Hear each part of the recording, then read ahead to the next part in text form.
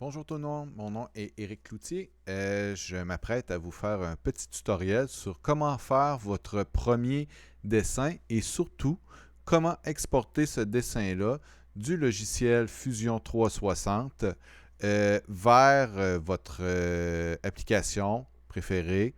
Je vous ai déjà présenté, en fait, j'ai une vidéo qui vous présente Cura, qui est un slicer. Donc, comment partir de votre dessin et vous en allez vers votre slicer. Donc, c'est une vidéo, bien sûr, qui s'adresse aux débutants. On va passer à mon partage d'écran. J'ai choisi de vous présenter le logiciel Autodesk Fusion 360 parce que c'est un logiciel, on voit que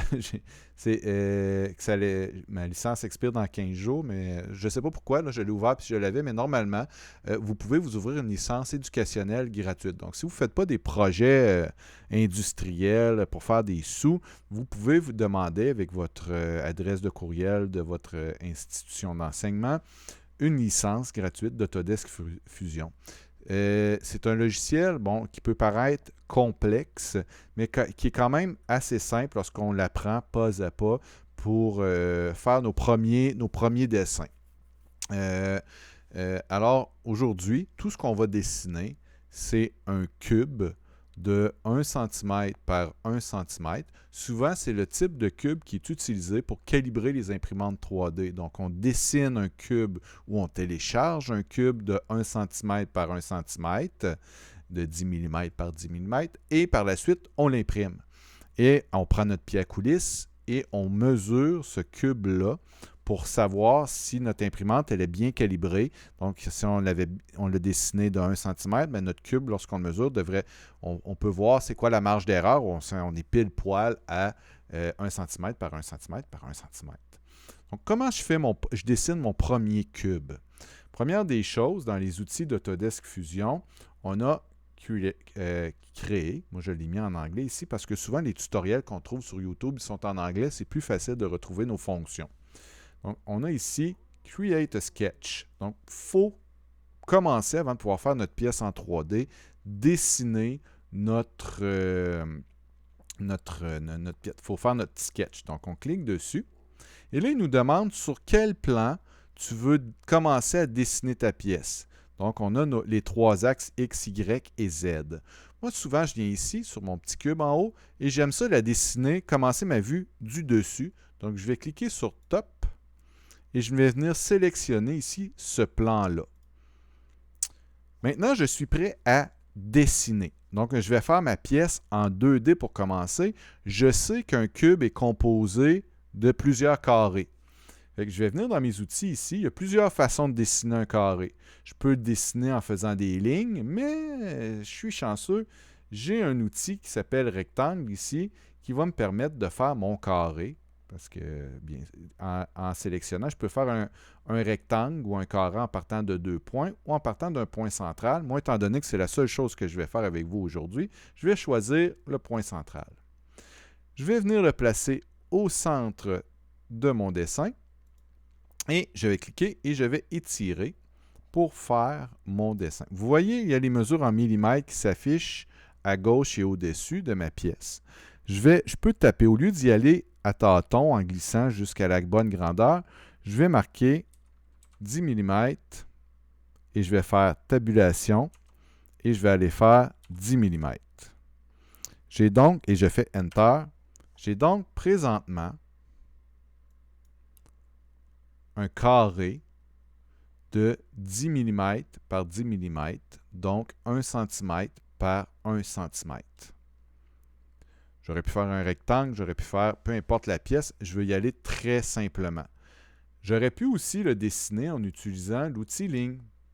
Si je viens chercher ligne, je vous le montre rapidement. Donc, j'ancre ici, je marque 10 mm, je fais Enter, je refais une ligne, j'écris encore 10 mm, Enter, je refais une ligne, je pars de ce point-là. Vous voyez, c'est un peu plus long, là. 10 mm, et je refais une autre ligne. 10 mm, bien sûr, parce que mes trois autres ont 10 mm. Oups là, j'ai manqué ma ligne. L. Je fais ma ligne, je clique et voilà. Et j'ai mes dimensions. Je vais faire Escape pour sortir de l'outil ligne. J'ai mes dimensions qui sont ici que je peux sortir à l'extérieur. 10 mm par 10 mm par 10 mm. Vous voyez la différence entre mes deux dessins, c'est que celui-là ici est bleu et celui-ci, il est noir. Donc, pour pouvoir, je pourrais continuer, puis vous allez voir, on appelle ça extruder la pièce en 3 dimensions. Je pourrais le faire à partir de ma pièce bleue, mais je peux aussi la fermer en allant sortir toutes mes dimensions.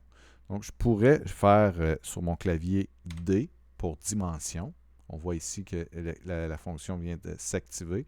Puis je pourrais venir sélectionner ici, puis sortir un autre 10 cm, et ainsi de suite, avoir toutes mes mesures sorties pour pouvoir venir fermer mon dessin. Ce n'est pas mon objectif aujourd'hui. On va effacer ça. Et on va revenir à mon carré qui est juste ici. Donc, je suis prêt maintenant. Je veux faire mon cube de 1 cm. J'ai fait ces 4 côtés.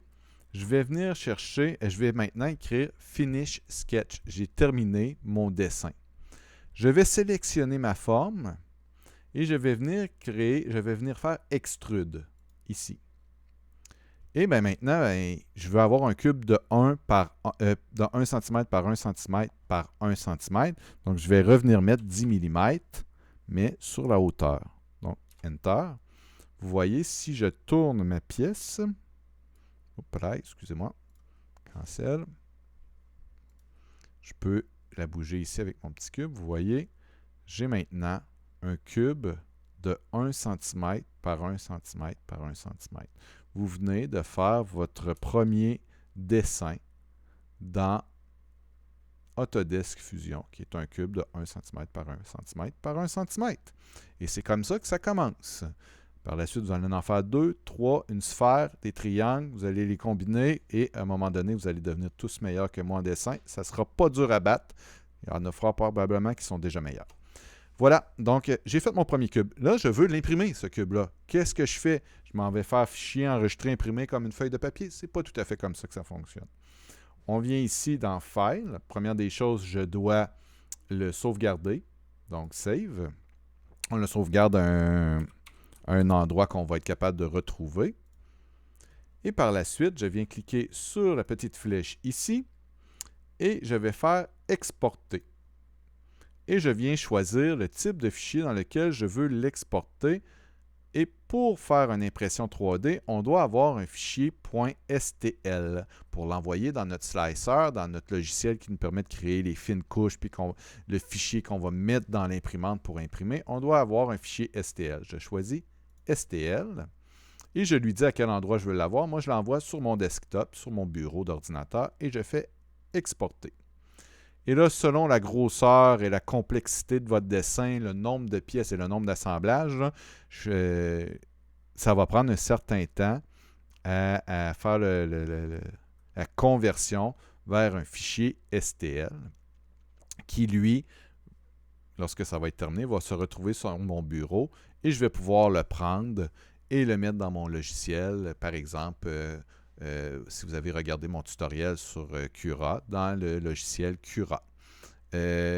Si vous avez commencé par télécharger vos premiers fichiers sur Thingiverse, comme dans la vidéo que je vous ai fait sur Thingiverse, ben, au lieu d'aller chercher un STL qui est fait par quelqu'un qui a été déposé sur un site web, maintenant vous venez de faire votre premier fichier qui va vous permettre de l'envoyer dans l'imprimante. Puis vous aurez votre première pièce faite de vos blanches mains.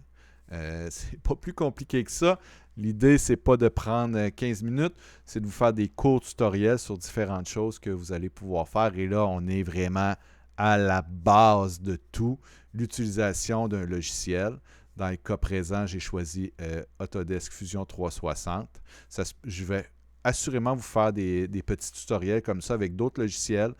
Certains logiciels qui sont disponibles sur le web, même pas besoin de le télécharger, où on peut aussi faire des dessins de façon différente de Autodesk, mais qui s'adaptent même aux jeunes du primaire qui font leur premier dessin 3D avec ce type de logiciel-là. Donc, ça me fait plaisir d'échanger avec vous là-dessus. Puis, on se revoit dans une prochaine vidéo.